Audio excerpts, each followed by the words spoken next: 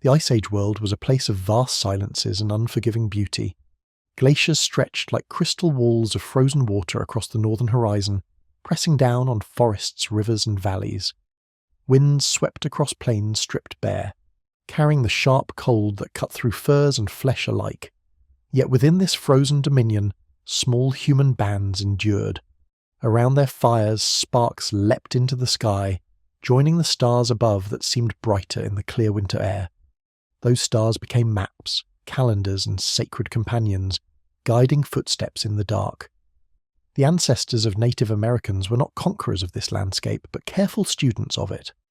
They watched the movement of herds, listened to the groan of ice, and felt the rhythm of seasons that could decide life or death.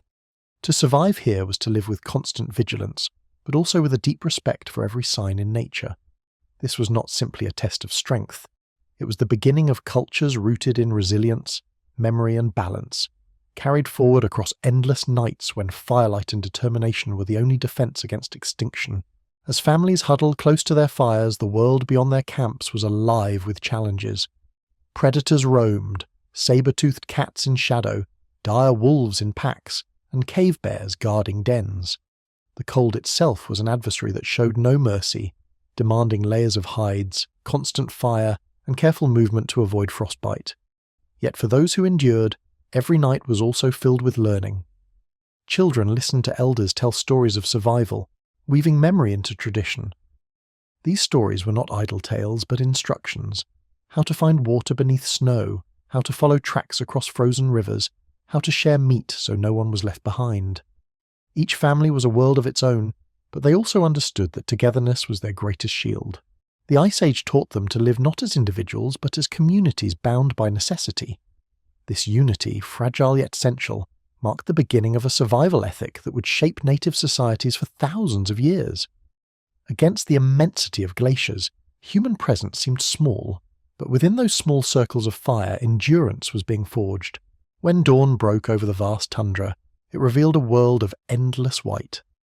Across what is now the Bering Sea lay a land bridge of steppe and grassland, rich with caribou, muskox, and mammoth. Families moved slowly across this expanse, generation after generation, never rushing, always adjusting to the land.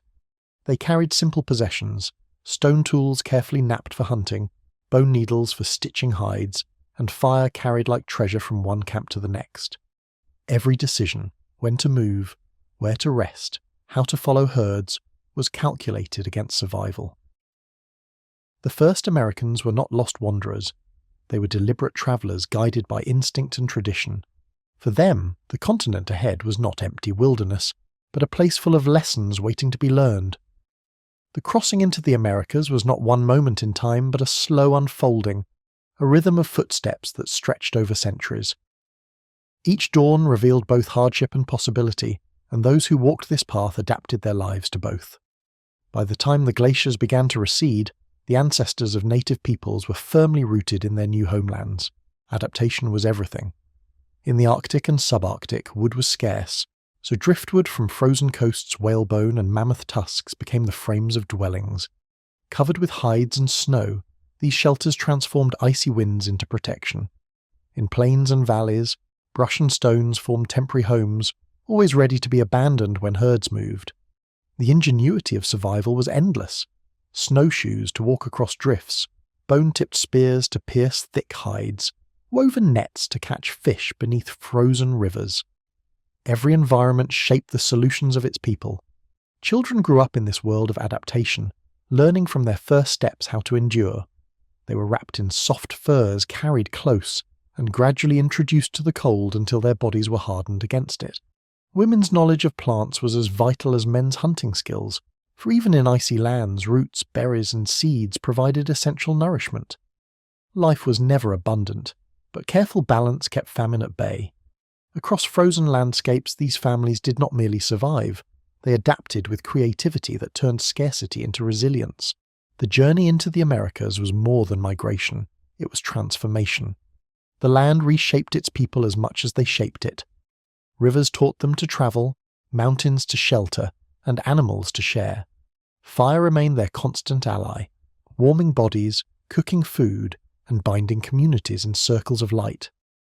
Around its glow, elders taught skills, children absorbed knowledge, and traditions took root. These were the seeds of future cultures, the hunters of the plains, the gatherers of the northeast, the fisherfolk of the northwest, the early ancestors of Pueblo builders in the southwest, and the sea hunters of the Arctic. All of them were born from this Ice Age crucible. The glaciers loomed, but they were not only barriers, they were also teachers, shaping ingenuity through challenge. By the time the dawn of a warmer world began, native ancestors had already proven that survival was not chance, it was choice. Their choice was to respect the land, adapt to its demands, and carry forward a spirit of endurance that would echo for thousands of years. The Ice Age, though harsh, became the foundation of legacy. Across the wide plains of Ice Age America, herds of giants moved slowly, grazing on grasses tough enough to endure cold seasons. Mammoths lifted tusks toward the sky, mastodons browsed on trees, and ancient bison thundered across open ground. For early hunters, these were both opportunity and danger. Spears tipped with finely flaked stone were prepared with patience, every strike point crafted through hours of napping. Families worked together, women helping shape tools and prepare hides, children watching and learning, men training their arms for the weight of the hunt. These hunts were not reckless charges, but carefully orchestrated strategies, using natural landforms to funnel herds or fires to guide animals into traps. The reward was immense: meat to feed the group, hides for warmth, bones for tools. Yet the cost was equally high, and every hunt carried the memory of lives risked. To face the giants was not only about courage, it was about wisdom, patience, and respect for the beings that provided survival. The day stretched long under cold skies, and every shadow on the plain might reveal the difference between feast and famine. Clovis and Folsom hunters, known to archaeologists by the style of their spear points, lived in this dangerous balance. Their fluted stone blades were designed to penetrate the thick hides of mammoth, shaped with care and skill that spoke of generations of practice. Entire communities joined these ventures. Scouts tracked herds, listening for movement, watching for broken branches, reading the ground as if it were a living text. Once a plan was formed, hunters advanced with discipline, keeping silent until the final moment. The animals, enormous and powerful, were never underestimated. One misstep could bring crushing tusks or trampling hooves. Success, however, brought survival for many weeks. Around fires, meat was roasted, hides stretched and dried, sinew stripped for bowstrings and thread. Children saw in these moments the lessons of endurance, that survival was earned, not given. The plains, open beneath a pale sky, carried the echoes of thunder from bison herds and mammoth migrations. Each hunt was a chapter in a story that linked families to land and to one another. The giants shaped their lives, and in return humans honoured them as both adversaries and providers. As night fell across different regions of the Americas, shelters became as vital as fire. In the Arctic and subarctic, snow houses rose against the horizon, built with precision, blocks stacked into domes that trapped warmth within. In other places, caves provided natural refuge, their stone walls lined with firs to soften the cold. On windswept plains, temporary shelters of brush and hide offered protection for families who followed migrating herds. Each design reflected not luxury but necessity, built quickly, repaired constantly, abandoned when the land demanded movement. The making of a shelter was not separate from survival. It was survival. Tools of bone and wood cut branches, scraped hides, and shaped frameworks. Children helped by gathering kindling or packing snow, their small tasks woven into the larger fabric of endurance. Night across the Ice Age was not quiet. Winds howled, predators roamed, but within the fragile walls of human ingenuity, light and warmth endured. The contrast between the hostile world outside and the firelit world within revealed the true power of adaptation, the ability to transform the environment into protection, even when the odds seemed overwhelming. On the northwest coast, where glaciers pressed against cedar forests, shelters took a different form. Here, plank houses rose from great trees, cut with stone adzes and shaped into beams.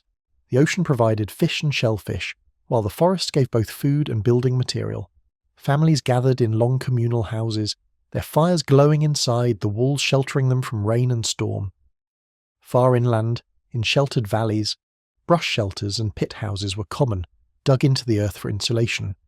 In every region, the principle remained the same: adapt the shelter to the land, never forcing the land to bend to human will. These dwellings were not permanent monuments, but living spaces tied to migration, season, and resource. They were dismantled when necessary, rebuilt elsewhere, and transformed again as families moved. At night, as flames flickered against wood, bone, and hide, voices rose in song and story, reminding all that even the simplest home could become sacred. It was not the structure alone that kept people safe, but the knowledge shared within its walls. Shelters were symbols of cooperation, ingenuity, and respect for nature's rhythm. The hunt and the shelter were two sides of the same truth. Survival in the Ice Age demanded constant balance. Daylight brought pursuit of animals across dangerous plains, while night required careful crafting of walls against the cold. These rhythms shaped the daily lives of early native ancestors, weaving together courage, skill, and tradition. The giants that roamed the land gave not only food but meaning, and the shelters that rose each night preserved families for another dawn. As time moved forward, these practices deepened into cultural memory. Every spear point told of risk and ingenuity.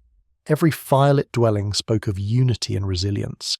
The Ice Age was harsh, but through it, humans learned to live in harmony with its challenges. This knowledge did not vanish when the glaciers melted. It became the root of traditions carried into later centuries. With the giants fading from the land and climates slowly shifting, new challenges and new ways of survival awaited. But before those transformations, life under ice had already proven that endurance was possible, not through domination, but through respect, patience, and shared strength. Though the hunt provided great bounty, survival in the Ice Age could not rest on animals alone. Families needed variety, balance, and steady sources of nourishment when large game was scarce. In the northeast woodlands, rivers and streams offered fish under the ice, caught with bone hooks or netting woven from fibres. On the northwest coast, shellfish and salmon became steady staples, gathered from tide pools or rivers swollen with migration. Women held deep knowledge of edible plants, roots dug from frozen ground, seeds stored in woven baskets, berries dried carefully against winter rot. These gathered foods were not mere supplements, but lifelines. Children were taught to recognize leaves, bark, and shoots that could heal or poison, a knowledge sharpened by necessity. It also extended to protection, with scouts alert for predators or rival bands. The Ice Age demanded humility, for arrogance meant death. Survival came from recognizing that strength was collective, not individual. Around shared fires, laughter and story softened fear, turning hardship into bonds. Cooperation ensured continuity, and continuity gave meaning. The day may have been cold, but the warmth of community was the truest defense. Through unity, survival became not only possible, but enduring. Even during harsh seasons, clever storage kept food edible, pits dug into permafrost, caches sealed in hide, meat dried in smoke. The land gave more than giant beasts, but only to those who listened to its rhythms. Every fish speared, every seed stored, was a promise that hunger would not overwhelm. Daylight revealed this steady work, often quiet, but essential, weaving survival into every action beyond the hunt. Across regions, food strategies reflected environment. On the plains, hunters dried strips of bison meat into stores that lasted weeks, mixing them with rendered fat to preserve energy. In the southwest, where ancestors of later Pueblo peoples lived, early irrigation techniques and wild plant use pointed toward the beginnings of agriculture, even in harsh desert valleys. Arctic peoples turned to the sea, harvesting seals and fish, storing fat that became vital fuel against the cold. This diversity was not accidental. It was the outcome of generations of experiment, observation, and adaptation. What one group relied on, another might ignore, showing how survival was not uniform but tailored to land. The exchange of knowledge within families and across bands meant no detail was wasted. Every nut, berry, and root was accounted for. Every animal used fully from hide to bone. Such care reduced waste, secured nutrition, and turned scarcity into balance. The Ice Age may seem defined by frozen silence, but beneath that silence was an intricate web of foodways, each carefully woven by human hands and minds, alert to every possibility. When night returned, fire once again became the centre of life. It roasted food, dried hides, kept predators away, and lifted spirits with warmth. The spark was made with stone and tinder, a skill practiced endlessly until second nature. Around the flames, people refined tools of survival. Flint knappers shaped spear points, their sharp cracks echoing in the still night. Atlatls, throwing sticks that extended the hunter's arm, were carved from wood and antler, giving spears deadly speed. Bone needles stitched furs into cloaks, boots, and blankets, clothing designed for function, not decoration. Copper, found in small natural deposits in the northeast, was hammered cold into simple awls or beads, rare and precious but never wasted. These tools were not luxury but necessity, carried carefully in hide pouches from one camp to the next. Firelight gleamed across them, casting shadows that reminded families of both fragility and strength. Night in the Ice Age was long, but each tool, each spark, was proof that humans were not powerless. Through skill and innovation, they shaped possibility from stone, bone, and flame. And the making of tools was also the making of identity. Each region's materials left its mark on design. Obsidian blades in volcanic lands, flint and chert in plains and forests, whalebone implements on frozen coasts. Every tool told a story of its maker's hand. Young apprentices learned through watching, repeating each motion of striking stone or carving bone. The lessons were harsh. Mistakes meant broken points, wasted material, or failed hunts. But success meant survival. At night, families traded knowledge, how to twist sinew into strong cord, how to polish antler into smooth handles, how to sew hide so it repelled water. Fire was more than warmth. It was classroom, workshop, and gathering place. Sparks rose into the night sky as symbols of continuity, tiny lights answering the vast constellations above. Through tools, humans met the challenges of the land. Through fire, they found meaning and strength. And in the blending of both, the Ice Age became not only survivable but livable, its harshness tempered by skill passed hand to hand, generation to generation. Daylight returned, revealing the most essential survival tool of all, cooperation. No individual could stand against the Ice Age alone. Families travelled in bands, often fewer than 100 people, each person carrying knowledge and labour vital to the whole. Hunters tracked, but others prepared hides, gathered plants, stored food, and tended children. Elders carried memory of past seasons, guiding where to move and what dangers to avoid. Women's knowledge of plants balanced men's pursuit of game, while children practiced skills in play, learning through imitation. Cooperation extended to the hunt, where groups coordinated to drive animals toward traps or ambush points. Night fell across Ice Age camps, and with it came rituals that carried meaning beyond survival. The hunt was never seen as mere transaction. It was exchange, life given and life sustained. Hunters offered thanks to the spirits of animals, placing bones carefully or burning fat as offerings in the fire. In the Arctic, shamans listened to the wind, reading omens in the cry of birds or the shifting of clouds. On the plains, families gathered in circles, telling stories where animals spoke with human voices, reminding listeners that survival depended on respect, not arrogance. These beliefs were not superstition but survival strategy, ensuring that communities approached the land with humility. Children fell asleep to chants and songs, the rhythm of drums or rattles echoing in the night. In these moments, fear was transformed into balance. The Ice Age was a teacher, and belief systems were the lessons turning hardship into wisdom. Through ritual, the darkness of night became less threatening, a reminder that humans were part of the world, not apart from it. Spirit and survival were woven together, inseparable threads in the fabric of endurance. Rituals bound people together as much as food or shelter. When illness struck, plants were brewed into medicines with prayers whispered into the steam. When hunts succeeded, dances honoured the animals taken, ensuring future abundance. On the northwest coast, carvings in wood carried animal forms, each figure holding spiritual weight. In the northeast, drums carried voices into the cold night, songs that reached beyond the visible world. Across regions, spiritual practice gave people resilience. It explained why winters ended, why herds returned, why children survived against odds. Faith gave courage, and courage was as vital as fire. Without belief, despair could crush the will to endure. but with stories and rituals, people saw themselves as part of a greater circle. Even glaciers were folded into this worldview, giants of ice, spirits of cold, reminders of humility. Night after night, ritual reaffirmed the link between people and land. It was not domination that kept them alive, but recognition of relationship. This balance endured through centuries, carried forward into traditions that later generations would inherit, still whispering that survival was always a sacred act. With time, the climate began to shift.